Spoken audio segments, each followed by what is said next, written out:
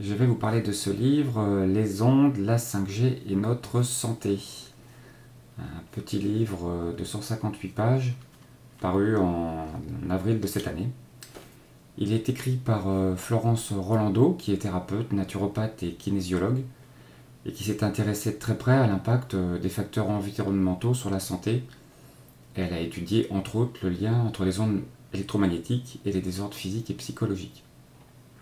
Pendant une année, elle a fait des études très précises sur ces sujets, et du coup, elle a souhaité le partager au sein de ce livre, dont je vais vous parler maintenant, et je vous donnerai mes conclusions personnelles à la fin. Donc, d'ores et déjà, la table des matières, hein, on va du coup parler un peu des ondes, leur impact sur le sommeil et les effets sur la santé, avec deux aspects intéressants, c'est comment s'en protéger et comment renforcer l'organisme, et une partie de ce livre aussi sur les addictions. On peut commencer par une citation d'un docteur en début du livre que je vous lis. Nombreux de nos compatriotes se sont endormis au chant des sirènes qui vantent les progrès de la technologie qui libère l'homme des tâches les plus ardues.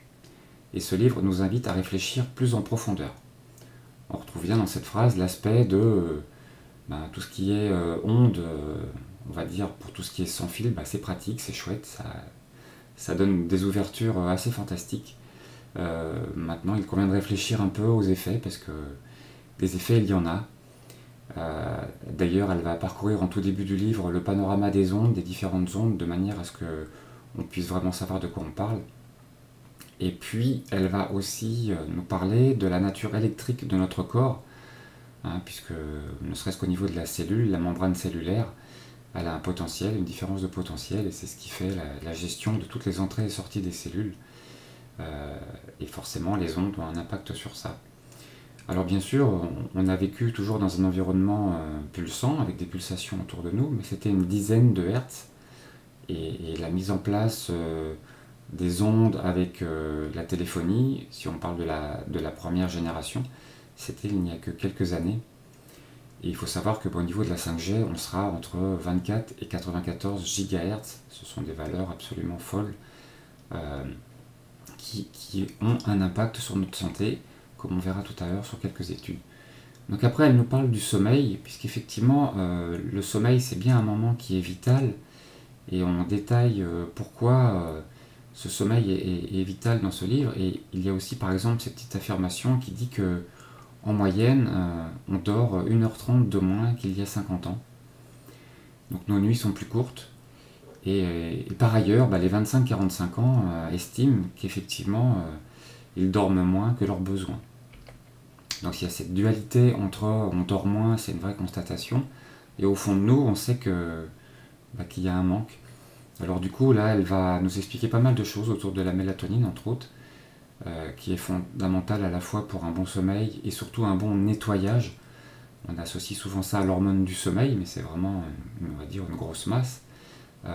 La mélatonine, elle est surtout responsable d'un nettoyage, et les nuits que l'on doit faire dans une durée, on va dire, physiologique et qui dépendra de chacun, est importante pour ce côté nettoyage. Et plusieurs études épidémiologiques ont apporté la preuve qu'une exposition à long terme à des champs magnétiques est associée à une diminution de la production de la mélatonine. Donc dans ce livre, on trouve ces différentes études listées. Après, voilà, elles sont souvent en anglais, donc Florence a pu les lire et les analyser. C'est un sujet vraiment important. Après, la lumière bleue, on entend pas mal parler de cette lumière. Elle est à fuir le soir pour pouvoir bénéficier d'un sommeil réparateur. Et elle va nous expliquer par exemple différents points pour pouvoir optimiser cet aspect-là. Des études sur les effets négatifs des ondes sur la santé, il y en a plein en fait. Tout dépend qui les met en avant, tout dépend qui essaie de les cacher, mais il y en a plein. Et elle en cite plein dans son livre. Par exemple, en novembre 2018, il y avait une étude qui concluait que les rats mâles exposés à des niveaux élevés de rayonnement radioélectrique, comme ceux utilisés dans la téléphonie des portables 2G et 3G, développaient des tumeurs cardiaques cancéreuses, des tumeurs au cerveau et des glandes surrénales, ainsi que des signes évidents de cardiomyopathie, précurseur de l'insuffisance cardiaque. Voilà, ça c'est un exemple.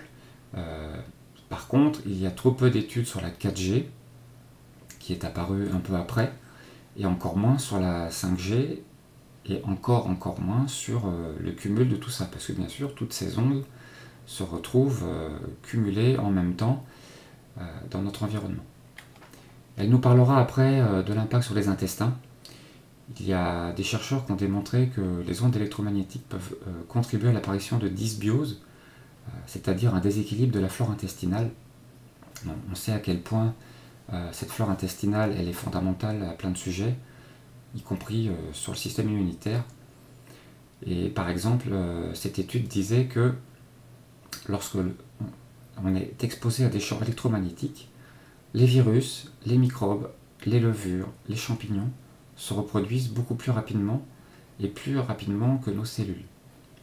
Et lorsqu'ils sont trop nombreux, ils forment ce que l'on appelle une flore pathogène, qui vont tuer les bonnes bactéries. Et du coup, la protection de la muqueuse intestinale et de nos muqueuses en général, cette barrière très fragile qui est composée juste d'une rangée de cellules, va perdre sa fonction de barrière justement. Et notre système digestif ou dans nos poumons, cette barrière ne jouera beaucoup moins son rôle. Et à partir de là, on peut avoir des soucis, on va dire, d'entrée d'éléments indésirables dans notre organisme. Donc après, on va parler des structures biologiques en fait, qui sont constituées de différentes parties dans notre corps. Toutes ces communications entre les cellules et tous les organes de notre corps se font avec des signaux électriques. Donc on a un dialogue permanent très, très fin, très ténu dans notre corps. Et chaque cellule a son propre champ électromagnétique, sa propre fréquence. Et en final, il y a une communication comme ça qui se fait de gré à gré. Et ces mécanismes-là sont perturbés à chaque fois qu'on est exposé à des ondes. C'est pour ça, entre autres, que quand on reparle du sommeil, qui est réparateur, la nuit, il est essentiel de couper un maximum de sources.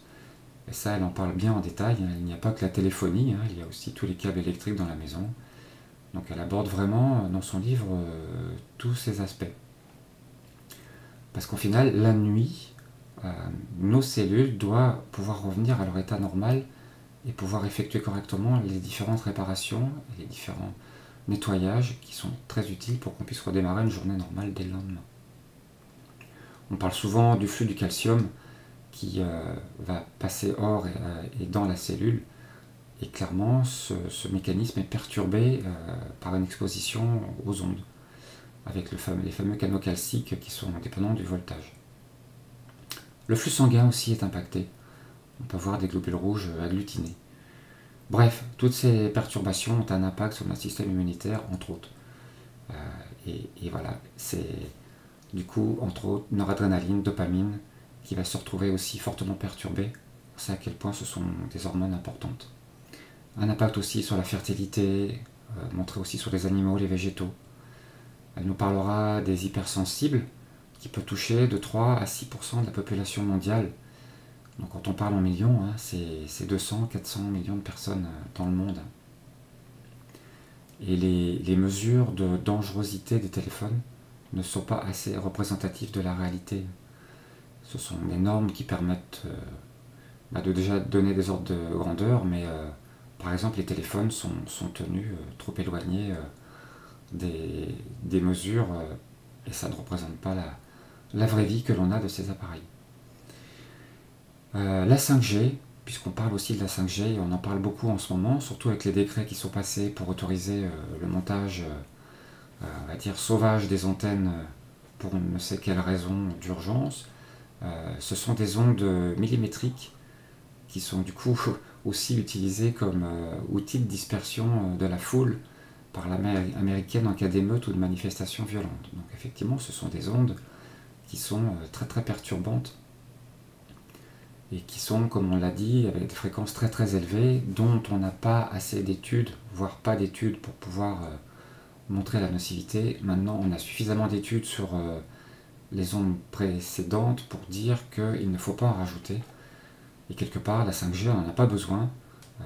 Les débits aujourd'hui sont suffisants, on favorise les connexions filaires, et voilà, ça devrait nous suffire. On n'a pas besoin de relancer encore une génération de téléphones à changer et à jeter, etc. Donc je pense qu'il convient de réfléchir et de s'opposer à cette arrivée-là qui sera probablement encore un scandale sanitaire à venir.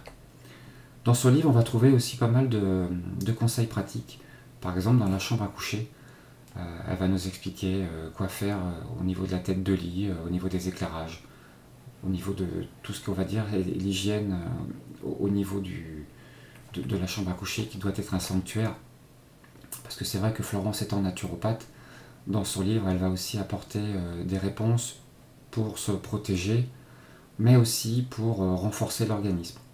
Parce qu'en final, une fois de plus, la nuit, le repos, le nettoyage, et à partir du moment où l'organisme est suffisamment fort, des contraintes on en a plein, il n'y a pas que les ondes, ça vient se rajouter au reste. On doit en final être suffisamment fort pour pouvoir survivre, on va dire, à toutes ces contraintes environnementales. Donc elle va nous conseiller de limiter le cumul des polluants, et on va se retrouver avec des conseils de santé naturelle un peu classiques, mais du coup l'avantage de ce livre c'est qu'il ne parle pas que des ondes, il donne aussi des solutions, ce que je trouve très appréciable. Donc elle nous parlera de nettoyage basique du corps, d'alimentation vivante et anti-inflammatoire. Les dernières parties du livre, ce sont sur les addictions numériques. Certains chiffres donnent le vertige en termes de, par exemple, de temps de consultation. Un adulte vérifie son smartphone toutes les 11 minutes, ce qui est quand même un peu affolant. Pour ça, il suffit de couper les notifications et de l'utiliser comme un outil, un bel outil, mais on le consulte de temps en temps. De même que si on achète le journal, on va le consulter, voire le consulter une deuxième fois dans la journée, mais rien va nous interrompre pour aller ouvrir ce journal régulièrement. Et donc on a la partie adolescent aussi, qui passerait près de 5 heures par jour à l'âge de 11 ans, et plus de 8 heures par jour à l'âge de 15 ans devant un écran. Ce sont des valeurs phénoménales, et la vraie vie n'est pas liée à cet écran magique là, qui nous envoie des lumières.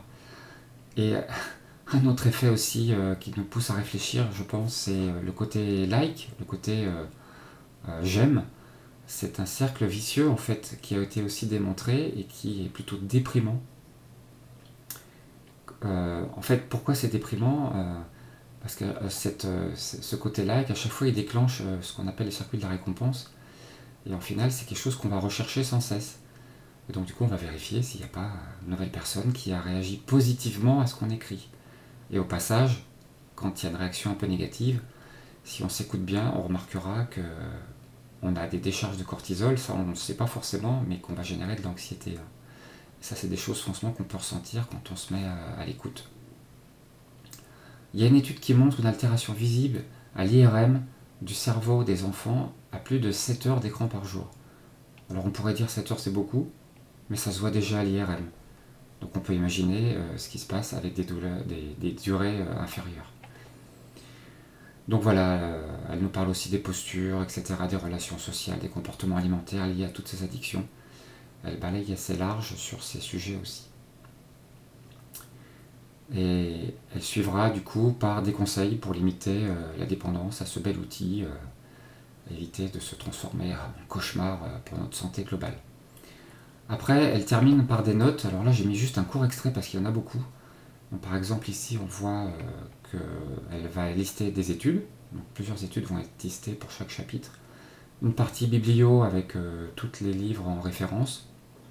Une partie documentaire bien intéressante puisqu'en final, si on regarde tous les documentaires et tous les liens des vidéos, on a plusieurs heures de documentaires et de sources très bien faites pour en apprendre encore plus.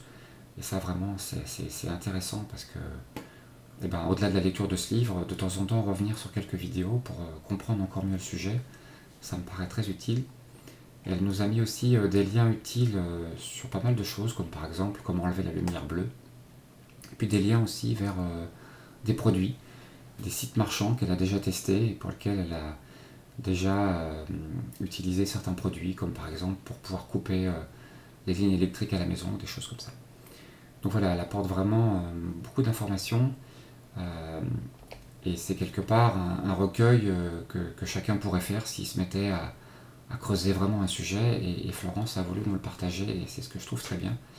Pour ce qui me concerne, à travers mes études de naturopathie et beaucoup de lectures, Moi j'applique déjà à peu près 80% des solutions proposées, mais j'ai appris de nouvelles choses, de nouvelles astuces, donc j'ai été bien content de lire ce livre. Quelque part c'est le genre de livre que je pourrais proposer aussi. J'ai déjà fait une vidéo sur un autre livre qui est un peu plus compliqué, donc si on veut rentrer dans plus de détails, mais pour proposer un livre, on va dire, à monsieur ou madame tout le monde, c'est vraiment le livre que je proposerai en final, puisqu'il aborde tous les sujets de manière simple et accessible avec des solutions. Bon, c'est vrai que ce sujet est vraiment important. C'est vrai aussi qu'il est perturbant. On a tendance à se dire, ben, tant pis, ou à se dire, ben, il y a d'autres personnes qui disent que ça n'apporte pas de problème à la santé. Sincèrement, il convient vraiment de s'y pencher. Aujourd'hui, on a beaucoup de sources de pollution et de perturbations qui attaquent notre santé et qui nous fait parler de maladies dites de civilisation. Mais franchement, petit à petit, en se plongeant dans ces sujets, eh ben, il est assez aisé au final de faire des changements dans notre vie de tous les jours et limiter fortement une des sources de pollution invisible. C'est aussi parce qu'elle est invisible qu'on s'en préoccupe peu, et pourtant elle a vraiment un effet négatif sur notre santé. Voilà pour le résumé de ce livre.